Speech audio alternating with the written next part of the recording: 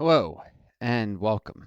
Northstar here with another Northstar Talks Politics. This time, I thought I'd do a brief bit on some terminology here and words that are often misused and intentionally misdefined, even by some dictionaries, because there is an attempt to gaslight people what these terms have historically meant and, in a very Orwellian sense, control the people by controlling the language.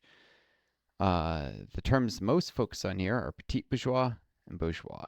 I'll start right off by saying Wikipedia has accurate definitions of these terms, including their various historical meanings. An example of control the language in misdefined terms is the Oxford Languages Dictionary, which, not the Oxford English, the Oxford Languages Dictionary, by the way. Um, this is a dictionary that I've consistently noticed with terms of political ideology misdefines them and does so in a way to erase any socialist or leftist ideology. So of course, it's what what Google tries to stick at the top of results as a suggested answer. Now, bourgeois refers to it's got nothing to do with materialistic attitudes. It does give a secondary Marxist definition here, even though this is a term that's most commonly used, and the definition before then was from looking at the free cities of the Middle Ages in places like Germany and France. Um, The bourgeois are a class of business owners, merchants, and wealthy people in general, which emerged in the late Middle Ages, originally as a middle class between the peasantry and aristocracy. They are traditionally contrasted with the proletariat by their wealth, political power, and education, as well as their access to and control of cultural, social, and financial capital. So even this definition partly draws from Marxist theory. And this is the definition that's most accurate, that people should generally understand the term to mean. So, of course, Google tries to misdirect people because Google is a giant Alphabet Corporation that owns Google is a giant freaking monopolistic capitalistic corporation that increasingly tries to control politics. And, I'm sure you've heard of their associations with the Trump administration. They're playing that whole game. The bourgeois, in its original sense, is interlinked with the political ideology of liberalism because they championed liberalism to begin with. Um, were the groups that kind of, you might think of them as the vanguard of liberalism at one time, and recognized as such by the urban charters, municipal charters, town privileges, as such by the urban charters, i.g., municipal charters, town privileges, German town law. Because, yes, this is a class that emerged in Germany, so a definition that only focuses on the French origins of the word is incomplete. So there was no bourgeois apart from the citizenry of the cities. Rural peasants came under a different legal system.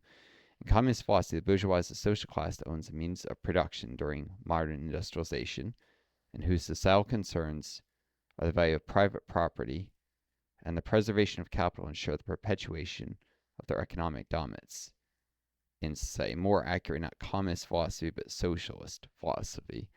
Um, Communism is a specific sub-branch of Marxism, if you're talking about Marxist-Leninism, and Marxism is a specific sub-branch of socialism because they're non-Marxist socialist ideologies. In fact, they're non-materialist socialist ideologies. Definition of petit bourgeois is more accurate, even though it's strictly put into the series of Marxism. Petit bourgeois, literally small bourgeois, also anglicized as petit bourgeois, is a term that refers to a social class comprised of small business owners, shopkeepers, small-scale merchants, semi-autonomous peasants, and artisans. I have to contrast this with, again, Google gives an inaccurate definition. You search on Google, and it tries to push lower middle class. It's not lower middle class, and it has nothing to do with wealth levels. Petit bourgeois refers to a partial ownership of the means of production in socialist theory, and that's where this term comes from mainly. Whereas bourgeois had an earlier meaning that more often referred to the citizenry of the free towns in the late Middle Ages. So for centuries that term was used. Petit bourgeois was a much more rarely used term, and so its definition is almost entirely Marxist. That is, any real use of the term. It literally means small bourgeois, but it did not in French, but it did not really see much use until Marxist theory of this term. Um, the key thing is that the petit bourgeois, the term which goes back as far as the revolutionary period in France, yeah, that's where it started to really come into use, and there were socialist ideologies in that period. Again, not Marxist, pre-Marxist socialist ideologies, if not earlier, is political economic and addresses historical materialism. Now, it incorrectly attributes historical materialism purely to Karl Marx, but actually Karl Marx took the idea from earlier um, materialist thinkers. I mean, historical materialism is a subset of materialism. I guess you could say um, historical materialism is specifically Marx's theory, but this didn't come from historical materialism. It came from materialism, which came from people like Jules Gay, Baron de Holbach, John Locke, Pierre Gassendi, Francis Bacon. I read a little bit of Bacon stuff. I think that's a little bit of a stretch, but yes. Um, Bacon's ideology was materialist, but not quite in the way a lot of those other thinkers, especially the French ones, who took things in a slightly different direction. But it originally denoted materialist philosophy, even going back before Marx, a substratum of the middle classes in the 18th and early 19th centuries of Western Europe. Note that materialism originally contrasted to idealism, and it was just about whether whether ideas existed independently of the world, or ideas are almost not a meaningless concept, but a term that we just ascribe to things, and ultimately everything must exist within the physical world. Idealists would hold to Platonic, that is Plato, philosophies and ideas that, and Aristotelian philosophies even more so, that would hold that somehow there's these perfect ideas that exist separate of the world, that everything else is modeled on. Materials hold that our ideas are derived from observing the world, and the world exists independent of our ideas and how accurate ideas may or may not be. Um, then that got extended into politics and history far before Marx formalized this with historical materialism with some of the French thinkers. Bacon doesn't really do that so much, although he does talk about the use of mathematics and political theory in some of his writings. I've seen a little bit of that, and so that is starting to dip the toes into that same sort of direction of philosophy as well. Anyways, they originally denoted a substratum of the middle classes in the 18th and early 19th centuries of Western Europe, a substratum that owned some of their own means of production, notably people like semi-autonomous peasants, artisans, small-scale merchants, shopkeepers, not lower middle class really, at least not as lower middle class as taken to mean somewhere like America, where almost everyone considers themselves lower middle class, and so a factory worker would consider themselves lower middle class. No, these would be shopkeepers, small business owners, who are typically a little higher up, solid middle class in the U.S. I may be applying an American understanding of what middle class means, but it's not really defined by wealth. Again, it's defined by relation to the means of production. In the mid 19th century, the German economist Karl Marx and other Marxist theorists used the term petit bourgeois to academically identify the socioeconomic stratum of the bourgeois that consists of small shopkeepers and self-employed artisans. The petit bourgeois is economically distinct from the proletariat and the lumpenproletariat. Lumpenproletariat meaning, in Marxist theory, the underclass devoid of class consciousness claims, but really it's an inaccurate summary and a slightly inaccurate definition. It's the underclass that is without a stable relationship to employment. People who are disabled, people who are homeless, groups like that.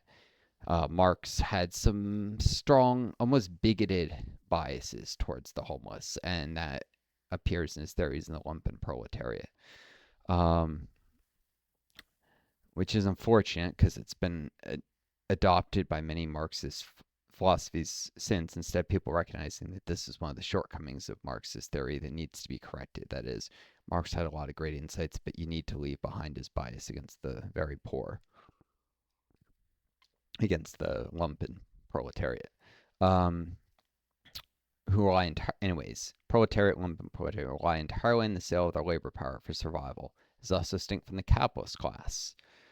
Hoi bourgeois, sometimes, so if you're going to properly define them, high bourgeois or proper bourgeois, defined by owning the means of production and thus deriving most of their wealth from buying labor power of the proletariat and lumpen proletariat to work the means of production.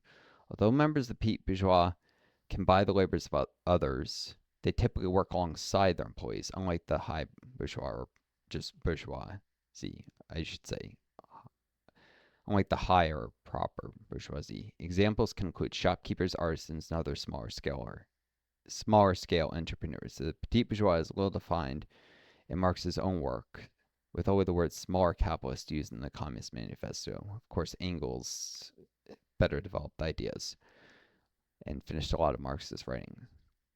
Historically, Karl Marx predicted the petite bourgeois was to lose in the course of economic development. The petite bourgeois sinks gradually into the proletariat, partly because the diminutive capital does not suffice for the scale on which modern industry is carried on, and is swamped in the competition with large capitalists, partly because their specialized skill is rendered worthless by new methods of production. Which is to refer to how big business will eat up small business. You can see this in the United States. I was actually just watching a YouTube bit not long ago, earlier today, about it had an interview with one of the FTC chairs that Trump is trying to legally fire, and he was talking about how small scale grocers have gone bankrupt across America because of lack of enforcement of a specific antitrust law. But without government regulation interference, Marx correctly predicted that small businesses will be destroyed by large businesses, and that's true. The only reason it hadn't happened in the United States for a long time is because government regulation specifically intervened to prevent this from happening. Then Reagan tore up a lot of those laws, and you saw uh, the vast majority of grocery stores in America went from being small, independent groceries that were owned by essentially petite bourgeois owners who would also work to, now these large chains where the majority of the income of, the CEOs of Kroger and these other gigantic companies, it comes from their privileged position at the top of a capital structure of a corporation, not from their own labor. And of course, there's shareholders who make money without working at all. Um, at least they're making money off. They may also have jobs in peril, but they're shareholding profits, dividends. That's entirely not their working. Um, and then it goes into the role of how petite bourgeois feed into fascism.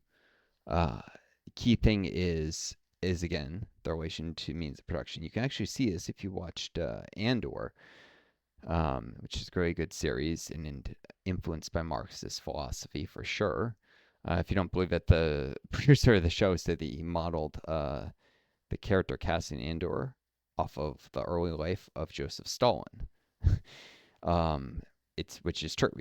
Stalin actually started off as like a bank robber thief who was stealing money to he got roped into helping rob banks to raise money for the early communist Bolshevik parties in Russia, which existed entirely underground as a kind of rebellion or resistance to the Tsarist regime because they were not legally tolerated really for a long time. And then eventually they were semi-legalized because the Tsars thought if they semi-legalized them, it would reduce opposition, which did not entirely happen. It did actually reduce the intensity of opposition a little, but they continued to oppose and actually grow even faster after that. Um, but we're getting beyond. The point being is, if there's a scene in there where you have this ISB psychopath, this lady, she always wears white, and she always has her hair pulled back into a very tight ponytail and has this sour look on her face. She's meant to not be a likable character. And she has no qualms about torture and mass murder and these kind of things. She's a psycho. And she gets one of the more sympathetic female characters in an interrogation room who is like a childhood friend and former girlfriend of Andor, who owns a junk scrapping business, modification shop, something like that. It's never exactly defined what it is. And she says something along the lines of, "You're an upstanding citizen, you're a business owner." And that may seem out of place if you don't understand that in Marxist theory, business owners, small business owners like this, are supposed to be sympathetic to fascism. And of course, the Empire is fascist in the Star Wars universe. So she's pointing out you should want to help us, not like withhold information from us or fight against us. Um, and Trotsky included. Trotsky was wrong about a lot of things, but he had a few insights. The fascists find their human material mainly in the petty bourgeoisie, or yeah, I keep saying bourgeoisie. The latter has been entirely ruined by big capital. There is no way out for it in the present social order, but knows of no other. Its dissatisfaction, it being the petty bourgeoisie, its dissatisfaction, indignation, and despair are diverted by the fascists away from big capital and against the workers. I've seen this myself with small business owners who despise the workers rather than the big businesses that are actually crushing them and make it hard for their businesses to survive. I myself got screwed out of tax contributions by two different employers, and I had to put up with a boss who is throwing around semi-fascistic right-wing nonsense and just ignore the guy somewhere else.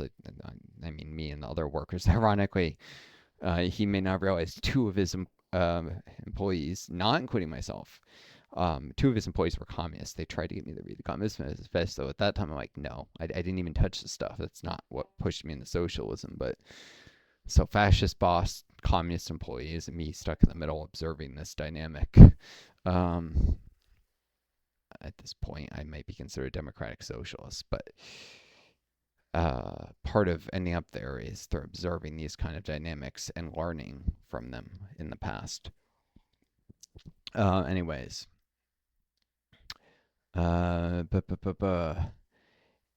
dissatisfaction and despair are diverted by the fascists away from big capital against the workers. It may be said that fascism is the act of placing the petty bourgeoisie at the disposal of its most bitter enemies, the big bourgeois, the high bourgeois, literally high bourgeois, the proper bourgeoisie. In this way, big capital ruins the middle classes, and then, with the help of fascist demagogues, incites the despairing petty bourgeoisie against the worker. So, this might not make a lot of sense if you don't know the history of, say, Mussolini's Italy and the system, the educational system, particularly in the United States, is a terrible job of explaining the history. Basically, Mussolini, who once upon a time was a socialist, although he was a self-serving one who his fellow socialists were distrustful of right from the beginning because they recognized he was a bad apple, even as he was working within the communist parties of Italy and then later would defect to them. But Mussolini, once he did his right about face and started working with far right elements, he led fascist parties and he got heavy funding from the high bourgeois, the big capitalist owners who funded his political party and very quickly grew it. And so what he did when he came to power is he basically let the giant corporations run amok in the town economy, completely drive small businesses out, engage in anti-competitive practices, screw over all the small businessmen. And then the small businessmen, who were of course despairing because they were losing their livelihoods to the big corporations that Mussolini empowered. Mussolini came in and said, "No, it's not really it's not the high bourgeoisie. It's not the big business corporations that are really responsible. It's those darn workers. It's those trade unions. They're the ones that are really responsible." I mean, and this happened in phases. It's not like one day. It's not like Mussolini took total power and then it's as he gained influence, he worked with the conservatives to empower the big businesses. Then the big businesses crushed small businesses. There was this whole process, and um, then he appealed, as I said, to the crushed small businessmen, and he blamed the labor and trade unions, and he used that as an excuse to crush trade unions, um, which of course only made the big businessmen who had taken over much of the economy at that point even richer. Because fascism is not a consistent ideology, it's a bunch of lies used to empower the very rich. Daniel Guerin concluded the middle classes, caught between menacing big businesses and aggressive working class, have become enraged and turned towards fascism. I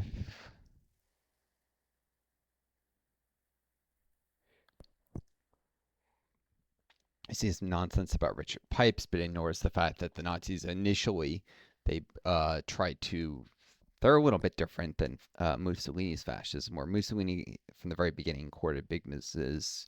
The Nazis did do a thing two-faced where Hitler would court the big corporations in secret. He had these big like conferences with them, and then he would go and he'd have this Foucault's right-wing populist rhetoric where he would claim to working class people, proletariat, oh, it's the Jews or whatever, and he would incite those people, and he would indirectly blame the big businesses. But then he would tell the big businesses on the side, "Don't worry, this is all a lie. I'm just doing this to get people's support," and that's exactly what he was doing. Um, and then there was the Night of the Long Knives. So once Hitler and the Nazis came to power, he turned around and purged, removed, in this case, sometimes even literally killed, uh, all the populist elements with the Nazi Party who really believed in the right wing populist rhetoric he had spread. So this nonsense is just, I mean, anybody can edit Wikipedia, and some right wingers came in here and indicate Richard Pipes disputes this without putting in the context that the thing he's saying, the facts he's citing, were only true in a very specific years, like 1934, and you only have to look 2 years later, and that's like the 2 or 3 years are in the whole thing. Those facts are no longer true.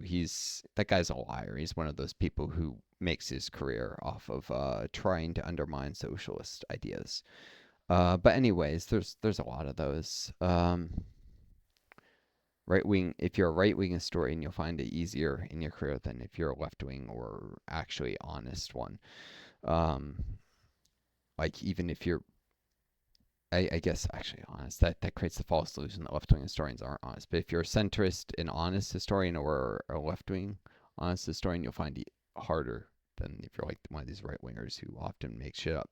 Or even if you're just a right winger who thinks you're being honest, but you fool yourself. There's no real room to be a right winger and to be honest and to not fool yourself, because honestly, right wing ideology, when you start looking at the facts, collapses in on itself. The facts do not support it.